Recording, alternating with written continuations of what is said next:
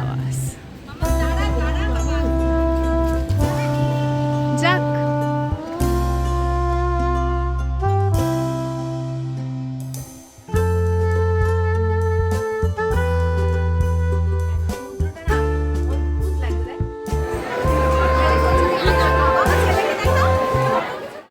Good morning.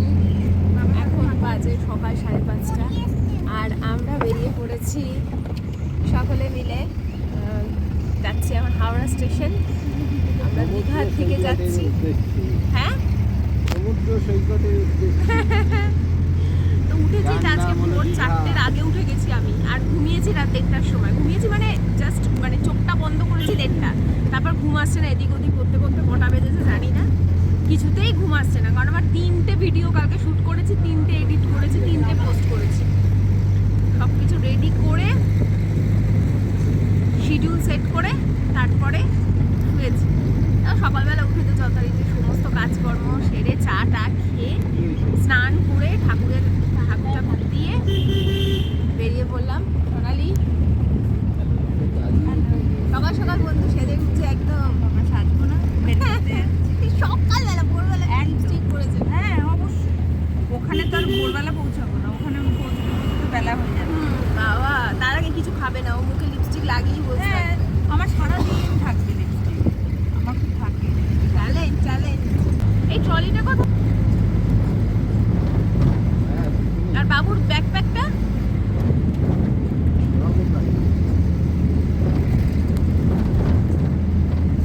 চলো, আমাদের যাত্রা শুরু হয়ে গেছে। বাকিটা ভোরের শহর কলকাতা। যতবার বেড়াতে যাই আর ভোরবেলা যখন এই রাস্তাগুলো দেখি না, কোন যুগে যেন পৌঁছে যাই। ব্রিটিশদের তৈরি করা এই সমস্ত বিল্ডিংগুলো দেখতে দেখতে যাই আর মনে হয় যেন আমি সেই যুগেও ছিলাম। কি জানি তোমাদের আমার মতন মনে হয় কি না। আর আমার প্রত্যেকটা বিল্ডিং, তার কড়িকাঠ, তার জালনার মাপ সব যেন একটা আলাদাই আকর্ষণ করে, একটা নস্টালজিয়া ফিল করি। তারপরে যখন হাওড়ায় আসি আর যেখানে ফুল বিক্রি হয়, ভোরবেলা ফুলের বাজার দেখতে দেখতে অদ্ভুত একটা শিহরণ গায়ে কাজ করে।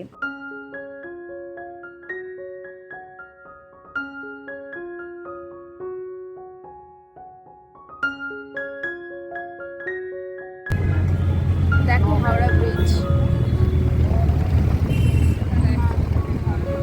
এতবার এসেছি এতবার দেখি, তাও যেন হাওড়া ব্রিজ দেখলে একটা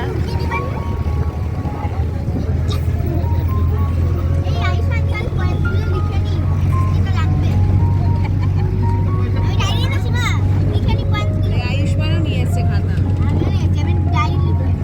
জয় মা গঙ্গা মা।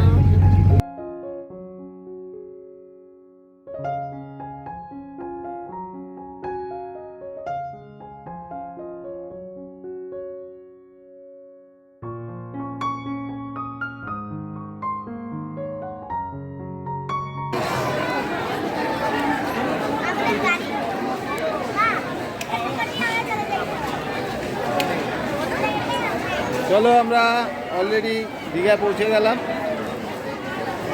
ঠিক আছে, সবে নেমেছি আমরা, এখন যাব হোটেলের উদ্দেশ্যে। ঠিক আছে, কোথায় আছে? ওকে, ওয়েলকাম টু দীঘা।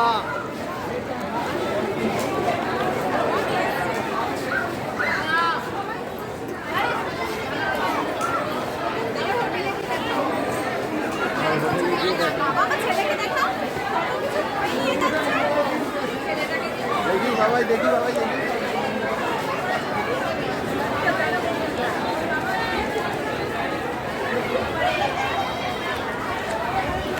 দাঁড়া, আস্তে আস্তে চল, আস্তে আস্তে চল, আস্তে আস্তে পিছনে।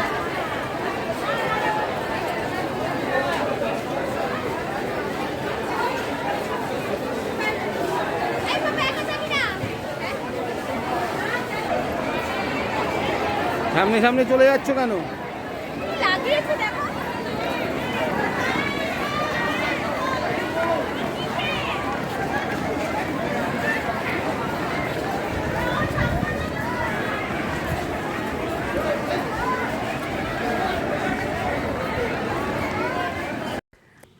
ইচ্ছে করেই উইকডেজ চুজ করেছিলাম, মঙ্গলবার থেকে শনিবার পর্যন্ত, কারণ জানি শুক্রবারের পর থেকে যেহেতু মানে উইকেন্ড ব্যাপারটা থাকে, ছুটি ছাটাতে বেশি ভিড় হয়, তো আমরা উইকডেজ চুজ করেছিলাম। কিন্তু তোমরা দেখো এখন মানুষ সকলেই মোটামুটি জানে যে উইকডেজেই যাওয়াটা বেটার। কী সাংঘাতিক যে ভিড় ছিল।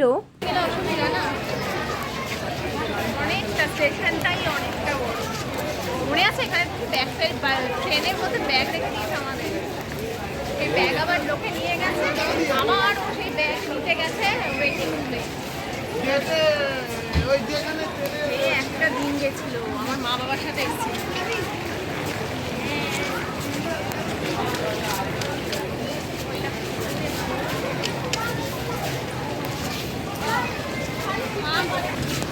হাঁপিয়ে গেছে আমার ছেলে। পাবে না গরম। আমরা হোটেল বুক করে রেখেছিলাম, কিন্তু কথা হচ্ছে হোটেল সমুদ্র থেকে অনেক দূরে। যেটা নিয়েছি মানে 3 স্টার হোটেল, কিন্তু বুঝতে পারিনি সমুদ্র থেকে এতটা দূরে। তো আমরা 4 জনে মানে আমি সোনালি বাচ্চাদের নিয়ে বসে ব্রেকফাস্টটা করছি। বাবারা মানে আমাদের হাজব্যান্ডরা গেছে হচ্ছে হোটেলটা দেখতে, যাতে সমুদ্র সৈকতের কাছে হয়। তো দেখা যাক কিরকম হোটেলে যাই। থাকবো ভালো করে থাকবো, কি বল। তো এই দোকানটা স্টেশন থেকে একটুখানি দূরেই ছিল, হাঁটা পথে। আমরা এখান থেকে লুচি অর্ডার করলাম, আয়ুষ্মান পেটাই পরোটা খেলো। তো এখানে আমরা বেশ জমিয়ে ব্রেকফাস্ট করেছি। আমাদের র্যাবিট কুইন, না রে দারুণ লাগছে, দারুণ একদম র্যাবিট কুইন যাকে বলে। ওই ইয়ে দিয়ে করেছে, চুইংগাম দিয়ে। র্যাবিট কুইন নাগিন ডান্স করছে, র্যাবিট কুইন নাগিন ডান্স করছে। এই আমরা এখনো পর্যন্ত হোটেল খুঁজে পাইনি, বল। এই যাবো, ঠিক আছে। আমাদের হোটেল তো আছে রেডি, কিন্তু আরো বেটার চাই, কিন্তু আমাদের পছন্দ হয়। আমাদের আরো বেটার চাই। আমার মনে হচ্ছে না রুটি।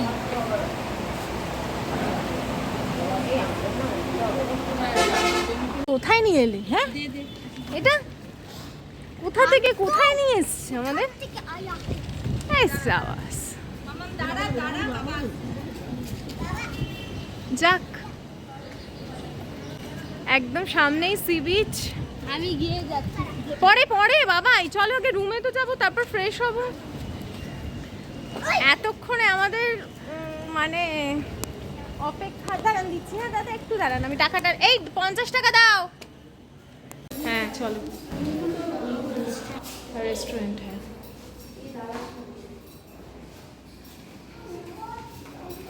ও তোরা দেখিস তো, ওরা দেখে আমরা শুধু উপরেরটা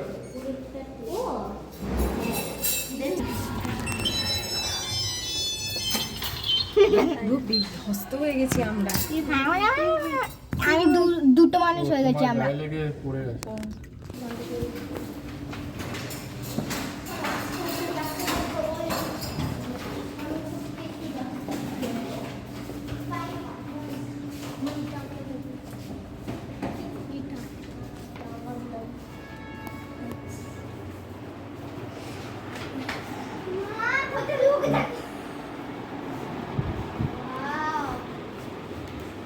বাহ, দিল খুশ হয়ে যাবে বন্ধু। আর একটা কোথায়? আরেকটা পাশে এটা হলো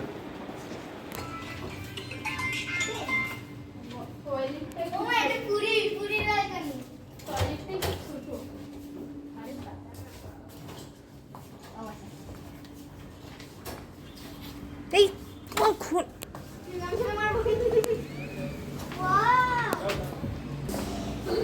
আস্তে, এখানে জল পড়েছে কিন্তু সাবধান,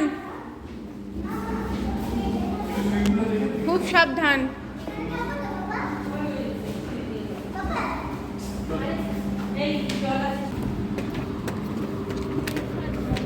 কিরে খিদে পেয়ে গেছে নাকি তোদের?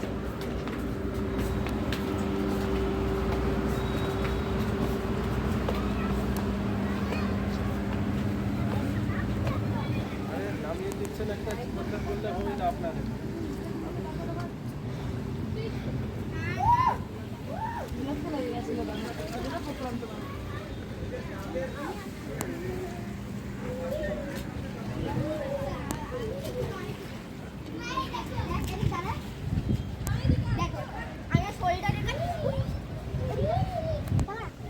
ভিউটা কি রে?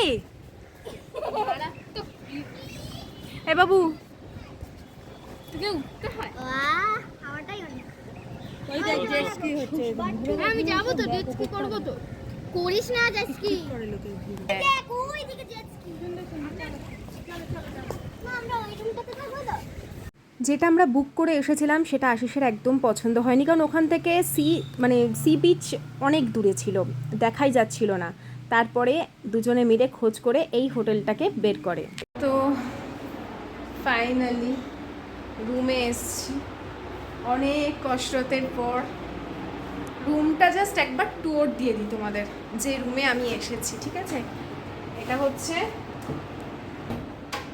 তো যে হোটেলটা আমি এসছি এখন দীঘাতে, এটা হচ্ছে নিউ দীঘাতে হোটেল সি বার্ড।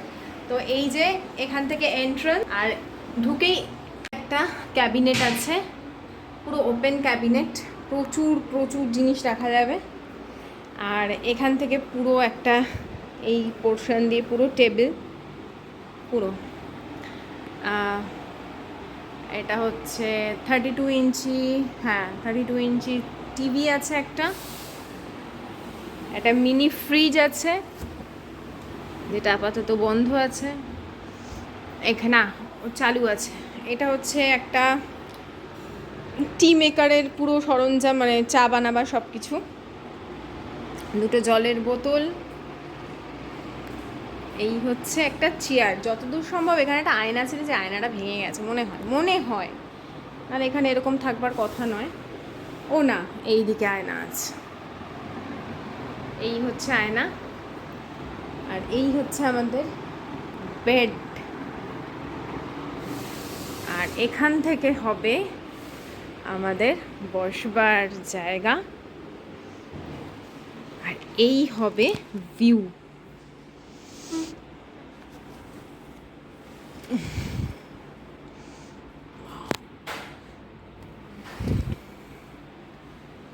একদম এখানে বসে সমুদ্র দেখতে পারবো। আর এই হচ্ছে হোম সুইট হোমের বাথরুম টয়লেট। হোম সুইট হোমের ছাদ যাও দাঁড়াও আমি এক্সস্টটা চালিয়ে দিয়ে চলে এসেছি থাক একটু চলুক, গুমোট হয়ে রয়েছে। এবার এটা কিসের সুইচ তো আমরা অনেকগুলো রুম দেখে তারপরে এই রুমই চুজ করলাম। দুজনেরই আমাদের সেম রুম ছিল, আর আয়ুষ্মান ওখানে বেশ চিল করছে।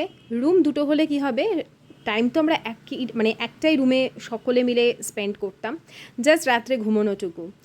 আর পুরো ডিটেল আমরা কোন হোটেলে, মানে কোন হোটেলে ছিলাম, পুরো ইন ডিটেল তোমরা পেয়ে যাবে লাস্টের ব্লগে। আপাতত এই ব্লগ কন্টিনিউ থাকবে। আর আমি সত্যি এক্সপেক্ট করিনি যে আশিস বলো বা সোনালিরা এত কিছু আলাদা মানে প্ল্যান করে রেখেছে আমাদের অ্যানিভার্সারির জন্য।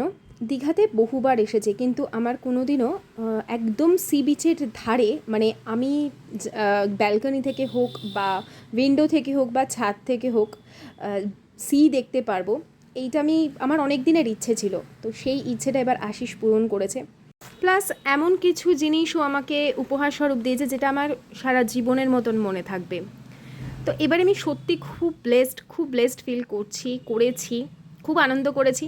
আর এসে এই যে এখন একটু স্নান করব, ফ্রেশ হব, সেই জন্য যা যা জিনিসপত্র বের করার সেগুলো বের করে রাখছি। আর আমি যেখানেই যার একটা মানে ঘরোয়া যাতে অ্যাটমসফিয়ার তৈরি হয় সেই জন্য সেগুলোকে একটু গুছিয়ে গাছিয়ে রাখি। আর এই যে দুজনে মিলে এখন বসে খাবার দাবার কি অর্ডার করা যায়, কি করা যায় আমরা প্ল্যান করছিলাম।